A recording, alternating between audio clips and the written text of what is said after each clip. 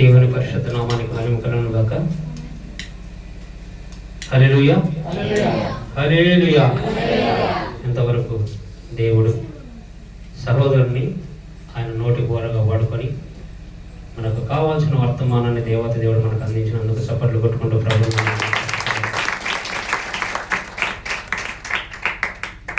ప్రియ సహోదరి సహోదరులారా, అపవాది ఎటువంటి వాడు? గర్జించు సింహం వంటి వాడు. పొరపాటున ఇప్పుడు కనుక ఈ ప్రాంతంలో ఒక పులి వచ్చిందంటే ఎంతమంది ఇక్కడ నిలబడతారు? చేతులు ఎత్తండి. ఒక పులి వచ్చిందంటే ఎంతమంది నిలబడతారు? ఖచ్చితంగా నిలబడాలి. ఎదురుగా నిలబడతా? పులికి పారిపోకుండా పారిపోతాం, ఖచ్చితంగా పారిపోతాం. ఎందుకంటే అది పులి, అది పులి. ఎందుకంటే అపవాది కూడా గర్జించే సింహం వంటి వాడే. పులి వచ్చినప్పుడు ప్రాణభయంతో మనం ఎలాగైతే తప్పించుకుంటూ పక్కకు పారిపోతామో మన ప్రాణాలను కాపాడుకోవడానికి ఎక్కడికి వెళ్తాం? సురక్షితమైన ప్రాంతానికి వెళ్ళిపోతాం. అవునా కాదు? మనం చెప్పినంత మాటల్లో చెప్పినంత మాత్రాన మనం నిలబడలేము. ఎందుకంటే అది పులి కనుక. దానికి తెలిసిందంటే క్రూరత్వం. అందుకే దాన్ని ఏమంటారంటే క్రూరమృగం అంటారు. కాబట్టి అందరూ గమనించాలి. అపవాది కూడా ఎటువంటి గర్జించే సింహం ఉంటుంది. వాడికి కావాల్సింది ఎవరు? బలహీనమైన మనస్సు కలిగిన వారు వాడికి అవసరం. ఇక్కడ మనం బలహీనమైన వారిని చాలా మంది ఉన్నాం. బలహీనత కలిగిన వాళ్ళని, అనేక సమస్యలతో బలహీనతలో ఉన్నాం. చాలా మంది బలహీనతలు ఉన్నారు ప్రియ సహోదరులారా.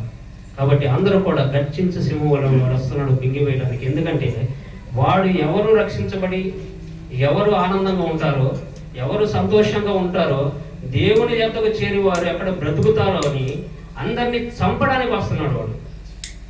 ఇక్కడికి వచ్చి ఇక్కడ కూర్చున్నామంటే మనం బ్రతుకుతామని వాడికి తెలుసు. ఎవరికి తెలుసు? అపవాది వాడికి తెలుసు. ఇక్కడికి వస్తే ఇక్కడ కూర్చున్నాడంటే వారి చుట్టూ దేవుడు కంచె వేస్తాడు, వారిని నేను చంపలేను అన్న ఉద్దేశం వాళ్ళు ఉంది. బ్రతకాలని ఉద్దేశం ఎవరికి కావాలి? ఇప్పుడు పులి వచ్చింది, మనం పారిపోతాం లేదా? మరి పాపం మనకు ఎదురవుతున్నప్పుడు ఆ పాపం నుంచి మనం దూరంగా పారిపోవాలి. గర్జించే సింహం వల్ల వాడు వస్తానే ఉంటాడు, ఏదో ఒక రకంగా మనల్ని చిక్కుని పెట్టడానికి. పాపము ద్వారానో, దేవునికి విరోధమైన కార్యములు చేయడం ద్వారానో, ప్రతి విషయంలో మనల్ని చిక్కుని పెట్టడానికి వాడు వస్తున్నాడు. ప్రతి స్థలం ముందు వాడు ఉంటాడు. గమనించినట్లయితే మనం లేఖనాలు చదువుకున్నట్లయితే ఈ స్థలం ముందు కూడా వాడు నిలబడి ఉన్నాడు. ఇది మర్మం. ఇక్కడ కూడా మనం జాగ్రత్తగా ఉండాలి. దేవుని యొక్క సన్నిధిలో మనం భయభక్తులు కలిగి ఉండాలి. యెహోవా ధర్మశాస్త్రం దివారాత్రులు ధ్యానించే వారిగా ఉండాలి. మనకు లేఖనాలు సెలవిస్తుంది. ఎందుకంటే దేవుడు పరిశుద్ధ గ్రంథంని ఎందుకు రాయించాడంటే హెచ్చరిక. జాగ్రత్తగా ఉండండి. చాలా మంది ఇక్కడ బండ్లు నడిపే వాళ్ళు ఉన్నారు కదా, రహదారుల వెంట అక్కడక్కడ టర్నింగ్లలో కొన్ని బోర్డులు వేసి హెచ్చరికలు చేసి ఉంటారు. ఇక్కడ టర్నింగ్ ఉంది, ఏంటి ఇక్కడ టర్నింగ్ ఉందని ఒక బోర్డు హెచ్చరిక వేసి ఉంటారు. ఆ టర్నింగ్ దగ్గర ఏం చేయాలి? మనం నెమ్మదిగా వెళ్ళాలి. ఇది హెచ్చరిక.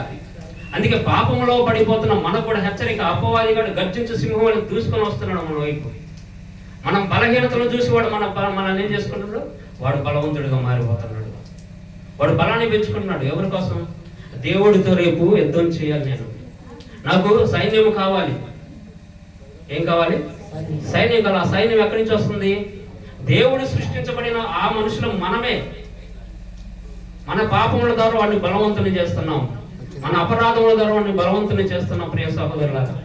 కాబట్టి ప్రతి ఒక్కరు గమనించుకొని పాపానికి దూరంగా ఉందాం. మన ఈ జీవితంలో పాపం రాకుండా ఉండాలంటే, మనం అపవాదికి తొత్తుగా మారకుండా ఉండాలంటే మనం ఏం చేయాలి? మన దగ్గర ఎవరు ఉండాలి? యేసుక్రీస్తు ప్రభువు వారు మన ఇంట్లో ఉండాలి. ఇక్కడ మార్తా మరియా అనే ఇద్దరు సహోదరులు, అక్క చెల్లెలు. ఎవరు ఇక్కడ బయట? మీరందరూ లోపలికి రావాలి. బయటికి లోపలికి వచ్చేసండి. బయట ఎవరు ఉండొద్దు. మార్తా మరియా అనే ఇద్దరు సహోదరులు ఉన్నారు. వీరు బహు ప్రార్థనా పరులు. దేవుడు అంటే చాలా భయభక్తులు కలిగిన వారు. దేవుని సన్నిధానంలో నిత్యం ఉండేవారు వాళ్ళు. వీరిద్దరూ కూడా ఏం చేస్తున్నారంటే, బాగా ప్రార్థన ఉంటున్న సమయంలో వారి కుటుంబంలో వాళ్ళ సహోదరుడు అన్నాడు. అతనికి అనారోగ్య సమస్య వల్ల అతను మరణించినప్పుడు అక్కడ ఆ సహోదరు ఏమంటుంది? ఒకసారి చదువుకున్నాం. యోహాను సువార్త 11వ అధ్యాయము 32 వచనం చదువుకుందాం. ఇప్పుడు మనకి ఎవరు అవసరము, ఇంతవరకు మనం ఎందుకు వచ్చాం, ఇంత దూరం ఎందుకు ప్రయాసపడి వచ్చామంటే మనకి ఏమి కావాలో ఆయన చూపిస్తున్నాడు. యోహాను సువార్త 11వ అధ్యాయము 32వ వచనం.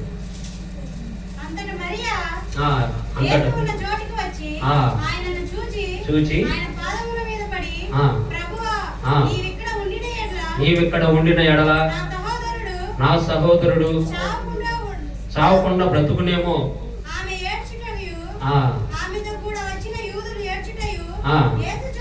చాలు 32 వచ్చిన చాలమ్మా. ఏం కావాలంట, ఎవరు ఉండాలంట? నా సహోదరుడు చావకుండా ఉండనట్లుగా ఇక్కడ నువ్వు ఉంటాడు బ్రతుకునేమో. ఎవరు రావాలి ఇప్పుడు? ఎవరు రావాలి? యేసుక్రీస్తు ప్రభువారు మన కుటుంబంలో ఉంటే, ఆయన సన్నిధానంలో మనం కానీ ఉండుంటే అక్కడ సహోదరుడు చనిపోయేవాడు కాదు. ఆ సహోదరుని వీళ్ళిద్దరూ కూడా ఏడ్చేవారు కాదు. అక్కడ ఉన్న చుట్టుపక్కల యూదులందరూ ఏడుస్తున్నారు, ప్రయాసపడుతున్నారు, ప్రలాపన చేస్తున్నారు. అయ్యో లాజరు చనిపోయాడు చనిపోయాడని ఏడుస్తుంటే ఏమేమి నన్ను బ్రతికిస్తారా? కానీ అక్కడ సహోదరి గమనించిన మాట ఏమిటంటే, నీవు ఇక్కడ ఉండిన ఎడలా అంటుంది. ప్రతి ఒక్కరు అడగవలసిన మాట ఏంటంటే, అడగాలి. యేసుక్రీస్తు ప్రభు వారిని అడగాలి. అయ్యా నువ్వు మా ఇంట ఉంటే మా ఈ జీవితాలు ధన్యకరంగా మారుతాయని మనం మాట్లాడుకోవాలి. మనం ఆయనతో నిత్యము మనం ప్రార్థన చేస్తూ ఉండాలి. నిత్యం ఆయన సన్నిధిలో మనం ఉండాలి. అప్పుడు అపవాదిగాడు మన దగ్గరికి వస్తాడా? మన దగ్గర ఎవరు ఉంటున్నారు? శక్తిమంతుడు. ఆయన మించిన శక్తిమంతుడు ఈ లోకంలో ఎవరు లేరు. అపవాదిగాడు ఆటంకాలన్నీ ఆటంకపరిచేవాడు ఆయన ఒక్కడు మాత్రమే. ఆటంకాలను ఆటంకపరచాలంటే మనం ప్రార్థనా పరులుగా ఉండాలి. ఇక్కడ మార్తా మరియలు ఉన్నట్లుగా ఎలా ఉన్నారు? మార్తా మరియలాగా మనం కూడా ప్రార్థనలో ఉంటే 11:40.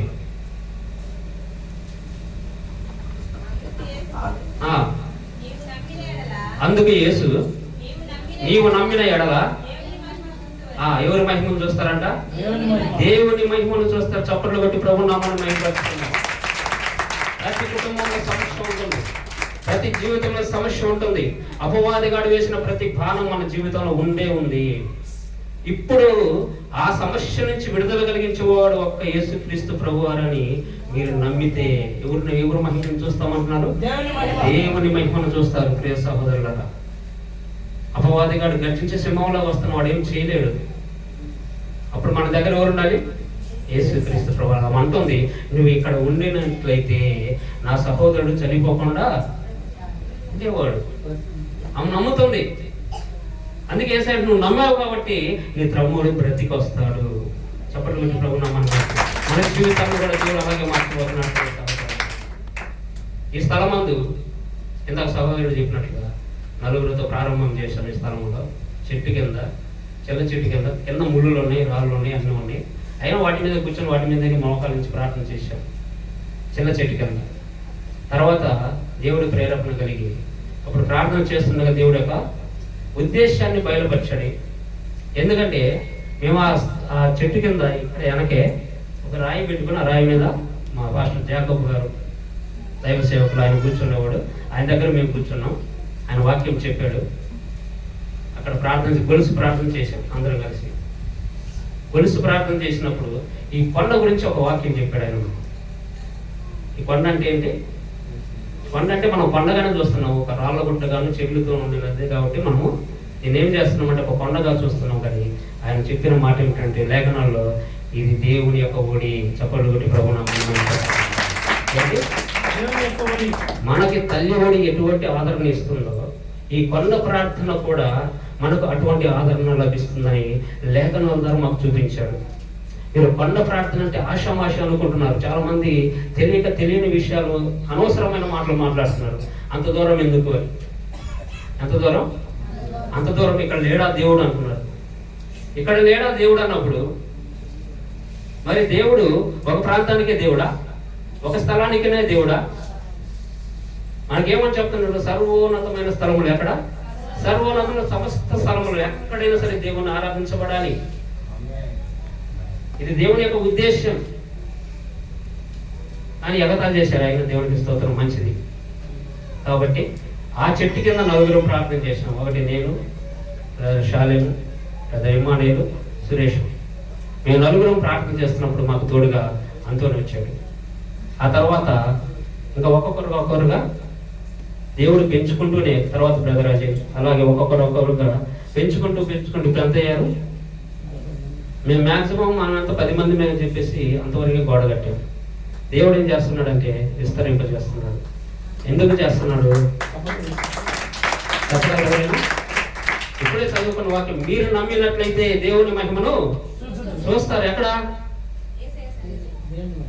దేవుని యొక్క స్థలములో ఆయన మహిమను మనం చూస్తామంటే ప్రియ సహోదరులారా, ఒకరిని, ఇద్దరిని, ముగ్గురు, నలుగురిని ఆయన అంటున్నాడు, మీరు నా ఎవరిని ఉంటే 30 దంతులుగాను 60 దంతులుగాను 100 దంతులుగాను ఫలింపజేయవాడును నేనే.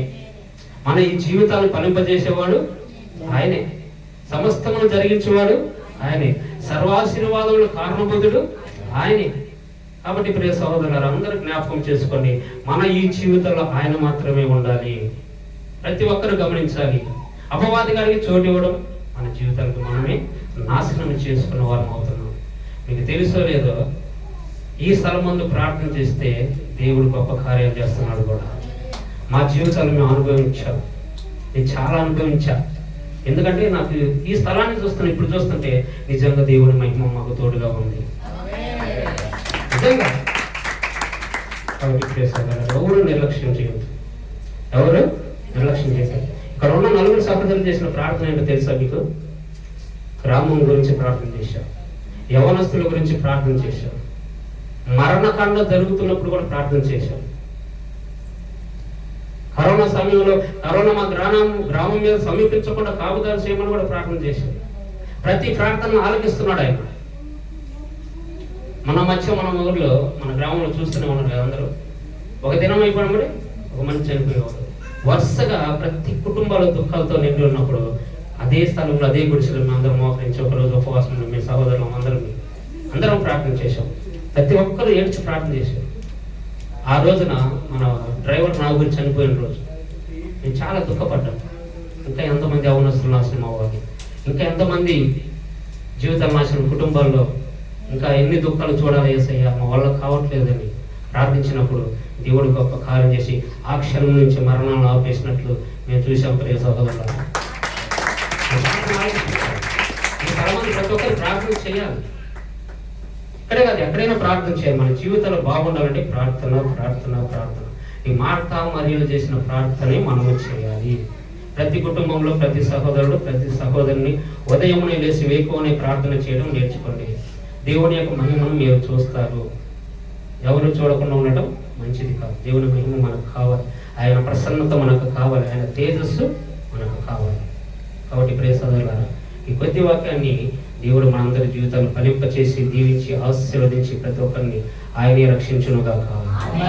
కాబట్టి ఎవరునూ అశ్రద్ధ చేయొద్దు. అర్థమవుతుందా? దేవుని యొక్క వాక్కును మనము స్థిరముగా పాటించాలి. ఆయన మాటను మనం స్థిరముగా హృదయంలో పదిలపరుచుకోవాలి. కలుపుకున్నట్లయితే మన మధ్యలో అంతోని గారు వ్యక్తపడిన వాక్యం గురించి ప్రార్థన చేస్తుండగా అందరూ కళ్ళు మూసుకోనండి.